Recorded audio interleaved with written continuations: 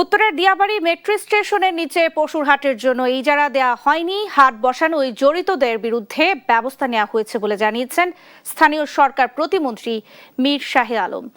বুধবার দুপুরে মেট্রো স্টেশনের নিচের পশুর বর্জ্য অপসারণ কার্যক্রম পরিদর্শন করে একথা বলেন মন্ত্রী। বলেন, অতিরিক্ত বৃষ্টির কারণে কিছু পশু মালিক দুদিন এখানে আশ্রয় নিয়েছিলেন, কিন্তু 3 দিন আগের ভিডিও ছড়িয়ে সরকারকে বিব্রত করার ষড়যন্ত্র করা হয়েছে বলে অভিযোগ করেন প্রতিমন্ত্রী।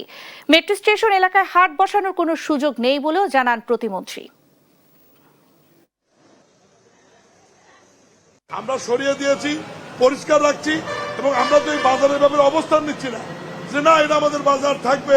আপনার কথা বলছেন কারণ আমরা তো তা বলছি না।